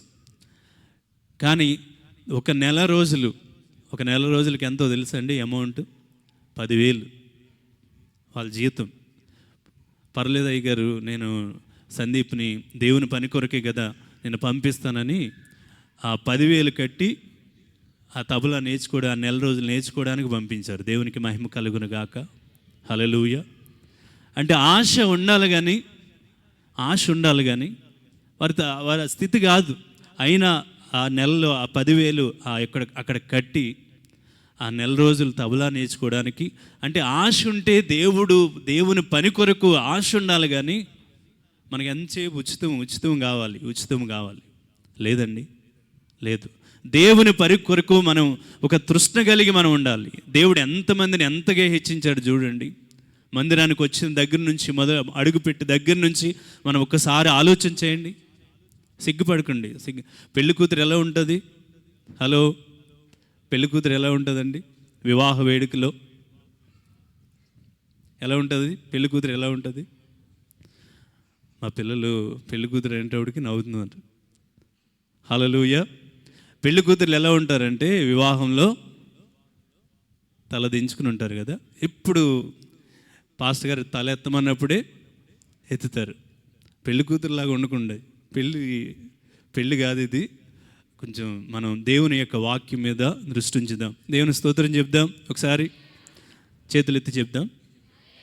హల్లెలూయా. ఇది చాలా అమూల్యమైన మాటలండి. నిజముగా దేవుని యొక్క సన్నిధానంలో దావీదు గారు అంటున్న మాట, సొలొమోను చిన్న బాలుడిగా ఉన్నాడు, నా దేవుడైతే నన్ను మందిరం కట్టొద్దన్నాడు. నా యొక్క కుమారుడు లేత ప్రాయం కలిగిన వాడు గనుక గనుక చూడండి, ఇది నేను కట్టబోయే మందిరం చూడండి మనుషునికి కాదు కానీ దేవుడికే. గనుక ఈ పని చెప్పాలి, ఈ పని బహు గొప్పది, బహు గొప్పది, బహు గొప్పది. ఏ పని? హలో చెప్పాలి, ఏ పని బహు గొప్పది? ఈ దేవుని పని బహు గొప్పది. ఈ దేవుని పనిలో నువ్వు చిన్న చేయి వేసిన ఆ దేవుని పని కొరకు నిన్ను గొప్పగా నా దేవుడు హెచ్చించబోతూ ఉన్నాడు. ఆమేన్, హల్లెలూయా, హల్లెలూయా. చూడండి తర్వాత చదవండి, అక్కడ అంటూ ఉన్నాడు 2వ వచనంలో, నేను బహుగా ప్రయాసపడి. దేని కొరకంట ప్రయాసపడింది? హలో, దేని కొరకు ప్రయాసపడ్డాడంటండి? ఇది దేవుని పని కొరకు దావీదు మహారాజు గారు బహుగా ప్రయాసపడి నా దేవుని మందిరమునకు కావలసిన బంగారపు పనికి బంగారమును. దేవునికి మహిమ కలుగునుగాక. చూడండి అక్కడ అంటూ ఉన్న మాట చూడండి, నేను బహుగా ప్రయాసపడి నా దేవుని మందిరమునకు కావలసిన బంగారపు పనికి బంగారమును, వెండి పనికి వెండిని, ఇత్తడి పనికి ఇత్తడిని, ఇనుప పనికి ఇనుమును, కర్ర పనికి కర్రలను, గోమేదకు రాళ్లను, చెక్కుడు రాళ్లను, వింతైన వర్ణము గల పలు విధముల రాళ్లను, మిక్కిలి వెలగల నానావిధ రత్నములను, తెల్ల చలువరాయి విశేషముగా సంపాదించితిని. మరియు నా దేవుని మందిరము మీద నాకు కలిగి ఉన్న మక్కువ చేత నేను ప్రతిష్ఠితమైన మందిరము నిమిత్తము సంపాదించి ఉంచిన వస్తువులు గాక నా సొంతమైన బంగారమును, వెండిని నా దేవుని మందిరమును నిమిత్తము నేను ఇచ్చేదను. బిగ్గరగా చప్పట్లు కొడుతూ దేవుని నామాన్ని మహింపరుద్దామండి. అబ్బా ఎంత ఆశ! అందుకే అంటున్నాడు చూడండి, నా దేవుని మందిరము మీద నాకు కలిగి ఉన్న మక్కువ చేత. బంగారు పని కోసం బంగారాన్ని సమకూర్చాడంట, ఇత్తడి సమకూర్చాడంట, కర్రలను సమకూర్చాడంట, గోమేదపు రాళ్లను, చెక్కుడు రాళ్లను, వింతైన వర్ణము గల పలు విధములైన రాళ్లను, మిక్కిలి వెలగల నానా విధములైన రత్నములను, తెల్ల చలువ రాళ్లను విశేషముగా సంపాదించి తిని. ఇవన్నీ ఎలాగంటండి? దేని కొరకంటండి? దేవుని యొక్క గొప్ప పని కొరకు ప్రయాసపడి సంపాదించాడంట. ఇక్కడ చివరిలో మాట అంటూ ఉన్నాడు చూడండి, ఆ ప్రతిష్ఠితమైన మందిరము నిమిత్తం సంపాదించిన వస్తువులు గాక నా సొంతమైన బంగారమును. మనందరం చెప్దామండి, నా సొంతమైన బంగారమును. బంగారం లేని వాళ్ళు చెప్పొద్దు, బంగారం కలిగి ఉన్న వాళ్ళు చెప్పండి. హల్లెలూయా. నా సొంతమైన బంగారమును, వెండిని నా దేవుని మందిరము నిమిత్తము నేను ఇచ్చేదను. దేవునికి మహిమ కలుగును గాక. మాట రావడం లేదు, బంగారం ఇచ్చేదనన్న మాట చివరి వచ్చింది కనుక హల్లెలూయా. బంగారం ఇవ్వద్దు కానీ బంగారము లాంటి మీ హృదయాన్ని ఇస్తే చాలు. దేవునికి మహిమ కలుగును గాక. స్తోత్రం. బంగారము కంటే శ్రేష్టమైనది, విలువైన మన హృదయాన్ని దేవునికి సమర్పిస్తే చాలండి, సమర్పించుకుంటే చాలు. దేవునికి మహిమ కలుగును గాక. చూడండి, నిజముగా దేవుని పట్ల ఎంత మక్కువ. ఈ అధ్యాయం అంతా మీరు చదవండి, ఎంత ఉన్నతమైన మాటలు ఉన్నాయంటే చూడండి సుమారు దావీదు గారు చూడండి ఇంత అద్భుతమైన మందిరాన్ని నిర్మించడానికి తన చేతులతో కట్టకూడదు గనుక, తన కుమారుడు చిన్నవాడు గనుక చూడండి ఆ విషయమై దేవుని సన్నిధానంలో దేవుని పని కొరకు, దేవుని బహు గొప్ప పని కొరకు ఆయన అంటూ ఉన్నాడు, నేను కట్టబోయే మందిరము. మనం కూడా అనుకోవాలి, మనం ఇవ్వబోయే మనం చేయబోయే పరిచర్య, మనం ఇవ్వబోయే సహాయం, మనం చేయబోయే ఈ సహాయం దేని కొరకు? దేవుని గొప్ప పని కొరకు మాత్రమే. దేవునికి మహిమ కలుగును గాక. స్తోత్రం చెప్దామండి. ఏదో నాకు అమ్మకో ఏదో ఎవరికో ఇచ్చినట్లు కాదు, ఇది దేవుని పని కొరకు. ఇది దేవుని పని కొరకు మనం ముందుండాలి. దేవుని పని నిమిత్తం దేవుని పని నిమిత్తం ఇన్ని సంవత్సరాలు అవుతుంది కదా, నేను నా దేవుని పనిలో ఇలా పాలు పంపులు పొందుకున్నాను అనే సాక్ష్యం మనకుందా? ఒకసారి ఆలోచన చేయండి. మనకు అవకాశం లేకపోయినా, కొంతమందికి అవకాశం లేకపోయినా ఏదొక విధంగా నా దేవుని పనిని కొనసాగించాలి, నా దేవుని పనిలో చేయవేయాలి. ఈ అనుభవంలోనికి మనం వెళ్దాం. నూతన సంవత్సరంలో అయినా నేను నిజంగా నాకు ఇలాంటి రైట్స్ ఉంటే కనుక ఒక్కొక్క టీంని పెడదును. ఎక్కడ? ఒక్కొక్క టీంను రొటేట్ చేద్దును. వంట దగ్గర కావచ్చు, ఎక్కడైనా ఒక్కొక్క టీంను రొటేట్ చేస్తూ ఉంటే అందరికి ఒక బాధ్యత వస్తుంది. రొటేట్ చేస్తూ ఉంటుంటే చేసేవాళ్ళు మీరు ఆ పని కదా, మీరు ఆ పనే, నాది ఈ పని కదా, నాది ఈ పని అన్నట్టు ఉన్నారు చాలామంది. లేదండి, లేదండి. రొటేట్ మనం అనాలి, అక్క ఈ వారం నువ్వు చేసావు కనుక వచ్చే వారం మేము చేస్తాం, మేము 10 మందిని చేస్తాం, మీ 10 మంది నెక్స్ట్ వీక్ రెస్ట్ తీసుకోండి, ఈ మాట చెప్పండి.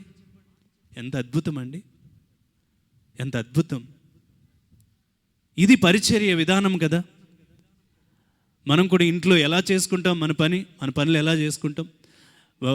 భార్య చేస్తుంటే భర్త ఊరుకుంటాడండి, ఏదో ఒక పని చేస్తూ ఉంటాడు. పోనీ భర్త చేస్తున్న భార్య ఊరుకుంటుందా? ఏదో ఒక పని చేస్తారు. ఒకసారి ఆలోచన చేయండి, దేవుని పని బహు గొప్పదై ఉంది. దావీదు అంటూ ఉన్నాడు, నేను చేసేది, నేను కట్టేది ఈ పని మనుషునికి కాదు, ఎవరికంటే దేవునికి, దేవాది దేవునికి ఈ పరిచర్యను నేను కొనసాగిస్తున్నాను. ఇది గొప్ప పని అంటూ ఉన్నాడండి. ఇది గొప్ప పని అండి. చాలామంది చాలా చులకనగా చేస్తూ ఉన్నారు పని. నేను చాలాసార్లు చెప్తూ ఉంటాను, యవ్వన బిడ్డలకు కూడా చాలాసార్లు చెప్తూ ఉన్నాను, ఇన్స్ట్రుమెంటల్ ప్లే చేయడం అనేది చూడండి చాలా గొప్ప పని, చాలా గొప్ప పని. ఈ యొక్క మైకులు పెట్టడం కావచ్చు, ఈ సౌండ్ సిస్టమ్ ఆపరేట్ చేయడం కావచ్చు, ఈ కెమెరా పెట్టడం కావచ్చు, ఇది చాలా గొప్ప పని. ఈ ప్రతిష్ఠించబడిన పని అండి. మనం మన యొక్క జీవితమే ఒక ప్రత్యేకంగా ఉండాలి. ఎందుకంటే మనం ఏ పని చేస్తున్నామంటే దేవుని యొక్క గొప్ప పనిని మనం కొనసాగిస్తూ ఉన్నాం. ఆమేన్, హల్లెలూయా. చూడండి, ఆ దినాల్లో మరి పాత నిబంధన గ్రంథంలో ఒకసారి ఆలోచన చేయండి, అసలు ఒళ్ళు గగురు పడుస్తుందండి.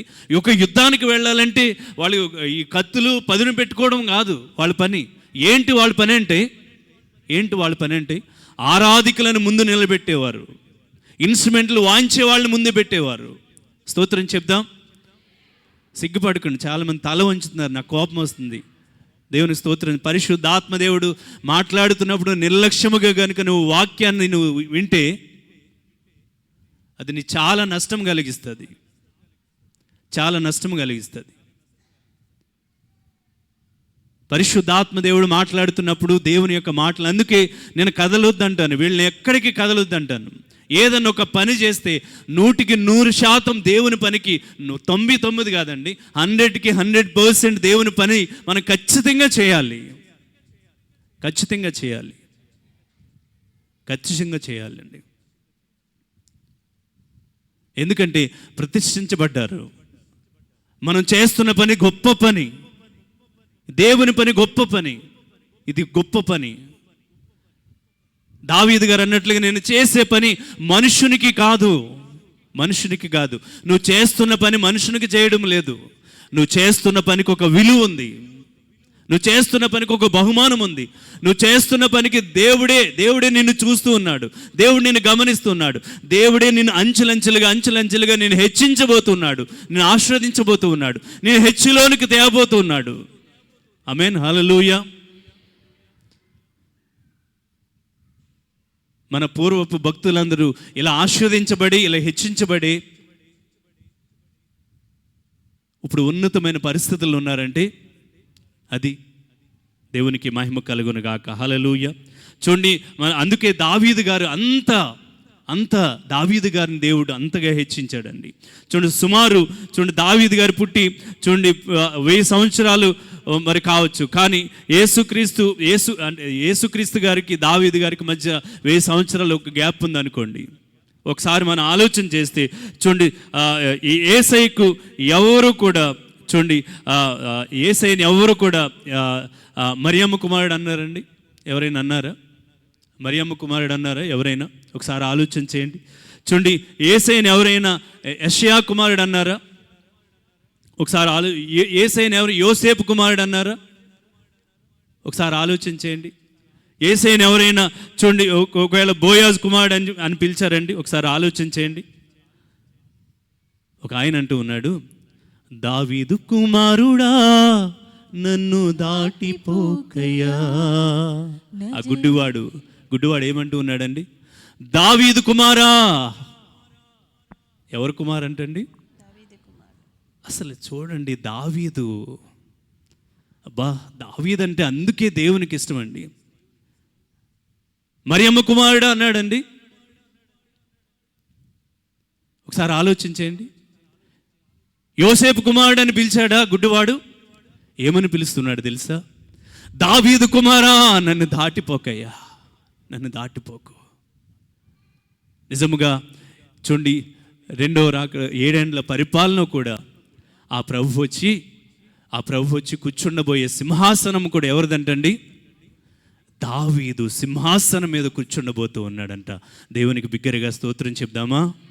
హల్లెలూయా, హల్లెలూయా. ఎంతో ఇష్టపడి దేవుని పనిని కొనసాగించిన వాడండి దావీదు మహారాజు. అందుకే అన్నాడు, దేవుని పని అంటే నాకు మక్కువ, నాకు ఇష్టం, దేవుని పని చేయడం నాకు ఇష్టం.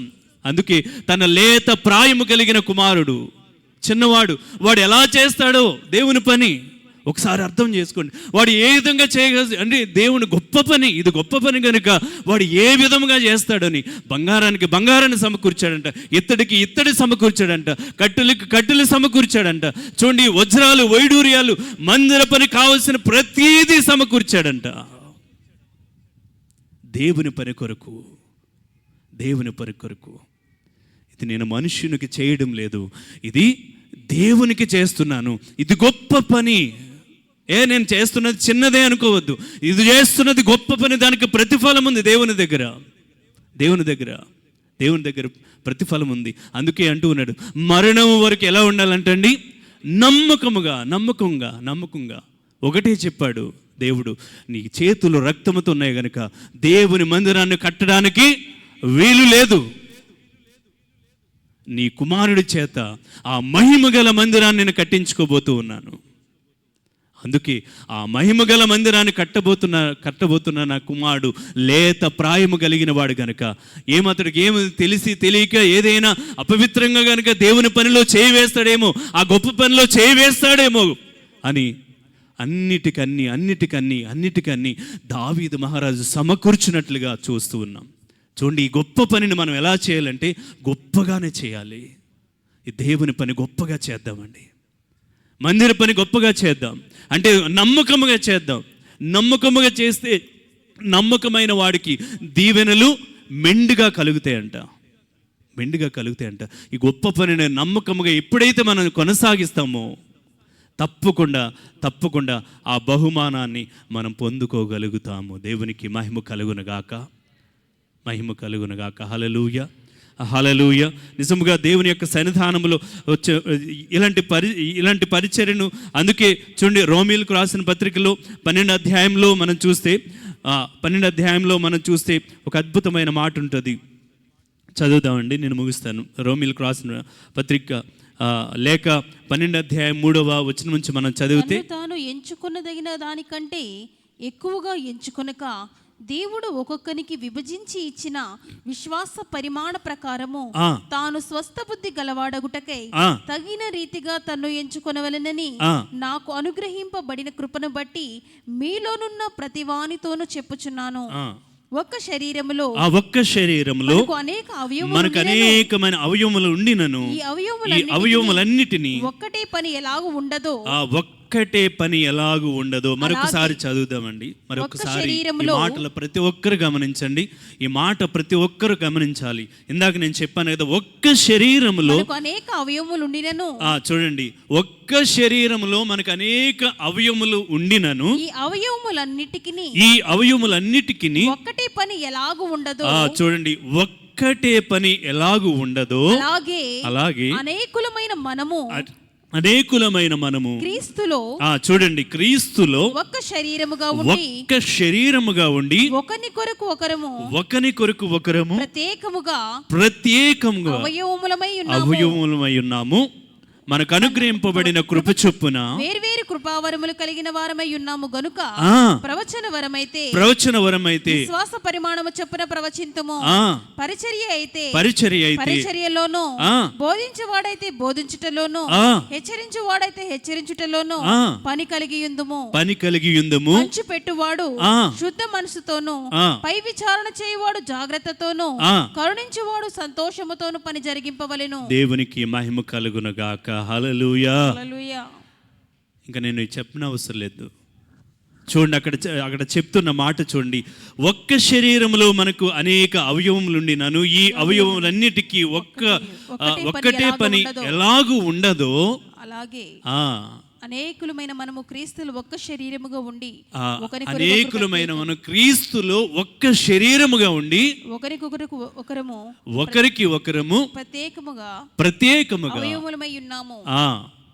మన అనుగ్రహింపబడిన కృప చొప్పున చూడండి, మనకి ఏదైతే అనుగ్రహించబడిన కృప ఉందో ఆ కృప చొప్పున మనం ఏమవ్వాలంటండి, వాడబడాలి. దేవునికి మహిమ కలుగునుగాక. హల్లెలూయా. ఇందాక చెప్పాను కదండి, చెయ్యికి దేవుడు ఒక పని ఇచ్చాడు. ఆ చెయ్యి ఏం చేయాలి? మైక్ పట్టుకోవాలి. నోటికి ఒక పని ఇచ్చాడు దేవుడు. ఆ నోరు ఏం చేయాలి? దేవుని గురించి ప్రకటించాలి. కాళ్ళు ఇచ్చాడు దేవుడు. ఆ కాళ్ళు పని కాళ్ళు చేయాలి. చూడండి, అంటే క్రీస్తులో మనం ఒకటే శరీరమై ఉన్నాం. ఏ శరీరానికి ఏ కృపావరమైతే, అంటే ఏ వ్యక్తికి ఏ కృపావరమైతే ఇచ్చాడు దేవుడు, ఆ కృపావరములో మనం ఏం చేయాలంటండి, ఒక పని కలిగి ముందుకు కొనసాగించబడుతూ ఉండాలి. దేవునికి మహిమ కలుగునుగాక. చూడండి, కీర్తన గ్రంథంలో 101వ కీర్తనలో 6వ వచనములో ఒక అద్భుతమైన మాట ఉంటుంది. నా యొద్ద నివసించున్నట్లు దేశములో నమ్మకస్తులైన వారు నేను కనిపెట్టుకునుచున్నాను. ఎక్కడ నివసించడానికంటండి? దేశములో నివసించినట్లు, దేశంలో దేవుని యొద్ద నివసించడానికంట ఆయన కనిపెడుతున్నారంట. నిర్దోష మార్గమందు నడుచువారు నాకు పరిచారకులగుదురు. ఎవరు పరిచారకులు అవుతారు? హలో, నువ్వు పరిచర్య చేస్తున్నావు అంటే నువ్వు గొప్ప విషయం. దేవునికి మహిమ కలుగునుగాక. దేవుడు నిన్ను చూచి పరిచర్యలో నిన్ను కూర్చొని. దేవునికి మహిమ కలుగునుగాక. హల్లెలూయా. నువ్వు అనుకోవచ్చు, నువ్వు బాధపడచే ఎప్పుడు నేనే చేస్తూ ఉన్నాను. లేదు, నీకు ఇచ్చిన. అందుకే ఇక్కడ చెప్తున్న మాట ఏంటంటే, నిర్దోష మార్గమందు నడుచువారు నాకు పరిచారకులగుదురు. నువ్వు చేస్తున్న పరిచర్య దేవుడు చూచే నా యొద్ద నివసించినట్లుగా అంటూ ఉన్నాడు. నువ్వు నమ్మకముగా పని చేస్తున్నావు కనుక ఆ పరిచర్య బాధ్యత నీకు అప్పగించి ఆ పరిచర్యలో నిన్ను కొనసాగిస్తూ ఉన్నాడు. ఒకవేళ నీకు అవకాశం లేదు, ప్రార్థించే పరిచర్య ఇచ్చాడు. నువ్వు గృహంలో ఉండే నువ్వు ప్రార్థించు, పరిచర్య నిమిత్తం ప్రార్థించు, ఈ ప్రాంతం కొరకు ప్రార్థించు. అనేక మంది చైర్లు ఇంకా ఖాళీగా ఉన్నాయి ప్రభా, ఆ చైర్లన్నీ నింపబడాలి. ఈ ప్లేస్లంతా, ఈ స్థలం అంతా నింపబడాలి. ఈ స్థలం అంతా నింపబడాలి ప్రభా, మీరు చూస్తున్నారు కదా ప్రభు, ఈ స్థలం అంతా నింపబడాలి అని ప్రార్థన చేయి. నీ ప్రార్థనకు ప్రతిఫలం దొరుకుతుంది. అందుకే నువ్వు అలా ప్రార్థిస్తున్నావు కనుక ప్రతి వారము ఒక్కొక్క నూతనమైన కుటుంబాన్ని నా దేవుడు ఈ స్థలానికి నడిపిస్తూ ఉన్నాడు. ఆమేన్. హల్లెలూయా, హల్లెలూయా. నీ ప్రార్థన గొప్పది, నీ పరిచర్య గొప్పది. అందుకే నిర్దోష మార్గమందు నడుచువారు నాకు పరిచారకులగుతారు. పరిచర్య చేసేవాళ్ళు చూడండి, గమనించండి. అందుకే మనకు తెలుసు, సమూయేలు గారు అంటండి, ఏలి ఎదుట యెహోవాకు పరిచర్య చేస్తూ ఉన్నాడంట. అందుకే నువ్వు చివరి వరకు నమ్మకంగా ఉండాలి. మొట్టమొదటి మాట మనం నేర్చుకున్నాం, శ్రమలో మనం నమ్మకంగా ఉండాలి. చిన్న చిన్న విషయాల్లో కూడా మనము నమ్మకమైన వారుగా ఉండాలి. అంతేకాదు మందిర పని చేయడం విషయంలో కూడా మనము నమ్మకంగా ఉండాలి. ఎందుకంటే ఇది గొప్ప పని, ఇది శ్రేష్టమైన పని. ఇదేదో మమ్మల్ని మెప్పించడానికో మా కొరకు చేస్తున్న పని కాదు. ఇది దేవుని పని, ఇది దేవుని పని. అందుకన్నా కదా, నా యొద్ద నివసించినట్లుగా నమ్మకస్తులను చూస్తూ ఉన్నాడంట దేవుడు. ఆయన దగ్గర పెట్టుకోవడానికి, ఆయన హత్తుకోవడానికి, ఆయనకు సమీపంగా పెట్టుకోవడానికి ఎవరైతే నమ్మకస్తులు ఉన్నారో వారిని చూచి ఆయన పరిచర్య బాధ్యతలను వారికి అప్పగించబోతూ ఉన్నాడంట. అలాంటి నమ్మకత్వాన్ని నువ్వు కనుపరిస్తే నా దేవుడు నీకు ఒక పరిచర్యను అప్పగించబోతూ ఉన్నాడు. దేవునికి మహిమ కలుగునగాక. ఆమేన్. హల్లెలూయా, హల్లెలూయా. తలలో ప్రార్థన చేసుకుందాం.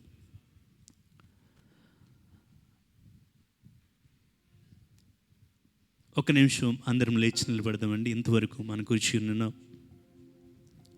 నిజముగా దేవుని యొక్క సన్నిధానంలో దావీదు ఎంత మక్కువ కలిగి ఉన్నాడు దేవుడు అంటే. దావీదు గారికి యేసయ్యకి సుమారు 1000 సంవత్సరాలు వ్యత్యాసం ఉంది. 1000 సంవత్సరాల తర్వాత ఆయన పుట్టుక జరిగింది. యేసయ్యను ఎవరు మరియమ్మ కుమారుడని పిలవడం లేదు, యోసేపు కుమారుడని పిలవడం లేదు, యెషయా కుమారుడని పిలవడం లేదండి, బోయాజు కుమారుడా ఈ తరాల్లో అని పిలవడం లేదు. కానీ దావీదు కుమారా, దావీదు కుమారని పిలుస్తూ ఉన్నారు. దావీదు కుమారని పిలుస్తూ ఉన్నాడండి. ఎంత గొప్ప అర్హతనిచ్చాడు దావీదు మహారాజు గారికి. ఒకసారి ఆలోచించే. అవును, నేను కూడా నీ పరిచర్య అంటే ఇష్టపడుతున్నాను. నువ్వు ప్రార్థన చేయి, ప్రార్థన చేయి, ప్రార్థన చేయి, ప్రార్థన చేయి. నేను కూడా ఇష్టంగా చేయాలని ఆశపడుతున్నానయ్యా నీ పరిచర్యను. నోరు తెరువు, ప్రార్థన చేయి. నేను కూడా ఒక పని కలిగి ఉండాలయ్యా. నీ పనిలో, నీ మందిర పనిలో నేను కూడా చేయి వేయాలని ఆశ కలిగి ఉన్నాను. ఏదో ఒక బాధ్యత నాకు అప్పగించయ్యా. ఏది ఎవరో చెప్పేది కాదు దేవుని పరిచర్య, ఎవరో చెప్పి చేస్తే కాదు, నీకు నువ్వు కల్పించుకోవాలి. నీ అనేక విషయాల్లో దేవుడిని ఎంతగానో దీవించాడు, ఎంతగా హెచ్చించాడు, ఎంతగా హెచ్చించాడు, ఎంతగా ఒకసారి ఆలోచించే. ఈ హెచ్చింపుని ఇంకా నువ్వు గనుక హెచ్చింపులో నువ్వు హెచ్చించబడ్డావంటే నిన్ను 0 లెవెల్కి నా దేవుడు తీసుకొచ్చేస్తాడు. ఒకసారి ఆలోచించే. అంటూ ఉన్నాడు దావీదు, నా కుమారుడు సొలొమోను లేత ప్రాయము కలిగినవాడు, లేత ప్రాయము కలిగినవాడు. నా దేవుడేమో గొప్పవాడు. మహోన్నతుని పని చేయడానికి, ఈ గొప్ప పని చేయడానికి, ఈ గొప్ప పని చేయడానికి నేను సమస్తము సమకూర్చాలి, సమస్తము సమకూర్చాలి. అడుగుతున్నాడు. అడుగు దేవుని సన్నిధానంలో నీ కొరకు నేను నిలబడాలయ్యా, నీ కొరకు నిలబడాలి. ఏదో సేవకునికి చేయడం లేదు, సేవకురాలు చేయడం లేదు, దేవునికి చేస్తున్నావు, దేవునికి చేస్తున్నావు. దేవునికి ధారాళముగా ఆయన దయచేయడు. నువ్వు ఎంత చేస్తావు దానికి రెట్టింపు నా దేవుడు నీకు దయచే దేవుడు. దావీదు ఎలాంటి వాడు, మక్కువ అంట. దేవుడంటే మక్కువ అంట, దేవుడంటే మక్కువ అంట, దేవుడంటే మక్కువ అంట. అలాంటి దేవుణ్ణి కలిగి ఉన్నావు కదా. కలిగిన ఆశీర్వాదమే నీకు కలుగుతుంది. నువ్వు ఇంకెంతగా పని చేయాలి, ఇంకెంతగా దేవుణ్ణి కనపరచాలి, ఇంకెంతగా దేవుణ్ణి ఆరాధించాలి, ఇంకెంతగా దేవునికి కృతజ్ఞతాస్తుతులు చెల్లించాలి. నీ తోటి వాళ్ళు కదా, నీకంటే చిన్నవాళ్ళు కదా, నీకంటే పెద్దవాళ్ళు కదా దేవుని పరిచర్యలో ఎంత విరువుగా వాడబడుతున్నారు, ఎంత విరువుగా వాడబడుతున్నారు. వారికి ప్రాణం పెట్టిన దేవుడు నీ కొరకు కూడా ప్రాణం పెట్టాడు. వారి కొరకు రక్తము కార్చిన దేవుడు నీ కొరకు కూడా రక్తము కార్చాడు కదా. ఒకసారి అర్థం చేసుకో. దేవుని పనిని నిర్లక్ష్యం చేస్తున్నావు, దేవుని పని నిర్లక్ష్యం చేస్తున్నావు. నీ పిలుపు గొప్పది. ఎంత అద్భుతమైన పిలుపు ఉంది నీకు. ఆ పిలుపులో నిన్ను ఒక ఉన్నతముగా చూడాలని నా దేవుడు ఆశపడుతూ ఉన్నాడు. ఒక ఉన్నతముగా చూడాలని నా దేవుడు ఆశపడుతూ ఉన్నాడు. నువ్వు దేవుని పని నిర్లక్ష్యం చేస్తున్నావు. ఎందుకు నీ పరిచర్యకి ఆటంకం కలుగుతుందంటే నువ్వు దేవుణ్ణి నిర్లక్ష్యం చేస్తున్నావు, దేవుని సమయాన్ని దొంగిలిస్తున్నావు, దేవుని యొక్క ఆశీర్వాదాన్ని నువ్వు దొంగిలిస్తూ ఉన్నావు.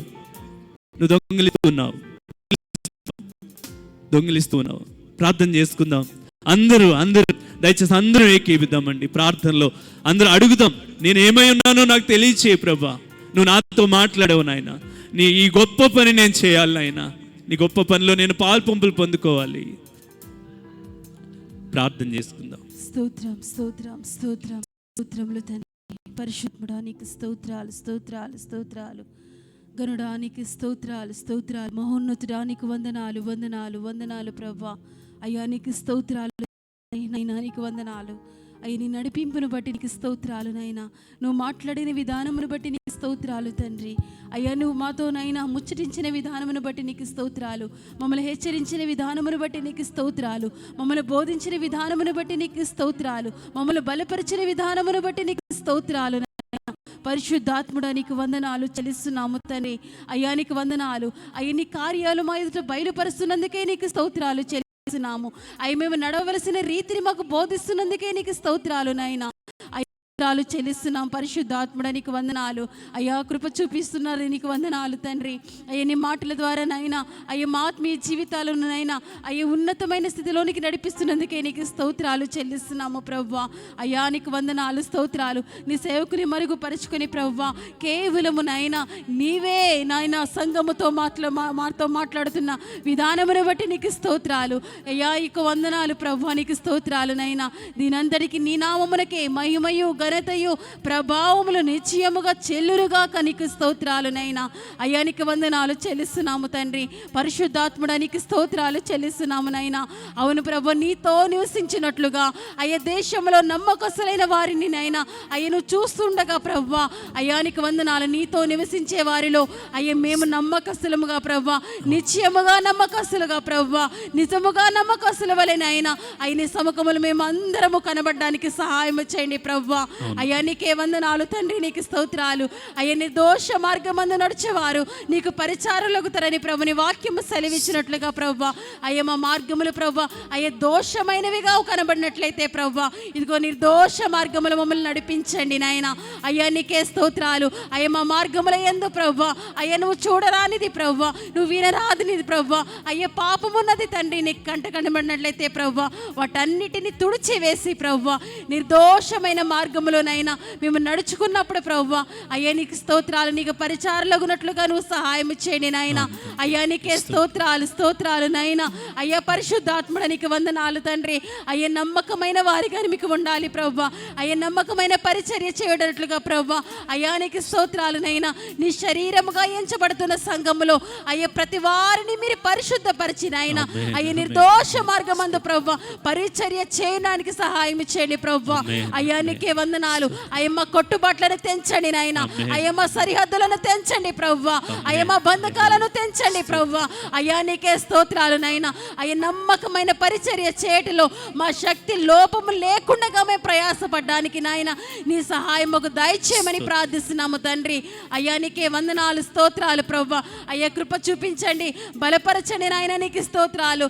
ఏ విషయాలలో ప్రవ్వా అపనమ్మకస్తులుగా నాయన మేము కనబడినట్లయితే ప్రవ్వా అయ్యా దానిని బట్టి ప్రవ్వా నీ సన్నిధిలో ప్రవ్వా నీకు స్తోత్రాలు నైనా పశ్చాత్తాపడుతూ తండ్రి అయ్యా నీకు స్తోత్రాలు నైనా.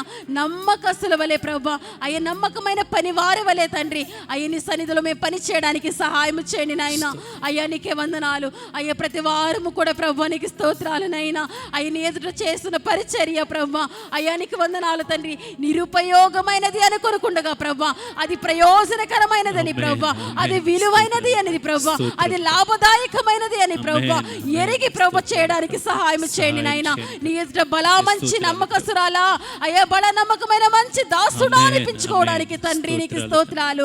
అయ్యా నీకు వందనాలు. నీ పరిచర్య చేయటంలో దాన్ని తుదముట్టించటంలో ప్రభు మేమందరము కూడా ప్రభు అయ్యా నీకు స్తోత్రాలు. మా ప్రాణాత్మ శరీరాలతో ప్రభు నీ పనిని కొనసాగించే కృప దయచేయమని ప్రార్థిస్తున్నాము నాయన.